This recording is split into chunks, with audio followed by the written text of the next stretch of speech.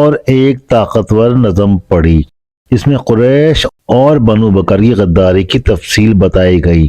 انہوں نے بیان کیا کہ کس طرح ان کے لوگوں پر سوتے میں حملہ کیا گیا اور مقدس پناہ گاہ میں پناہ لینے کے باوجود انہیں ذبح کر دیا گیا۔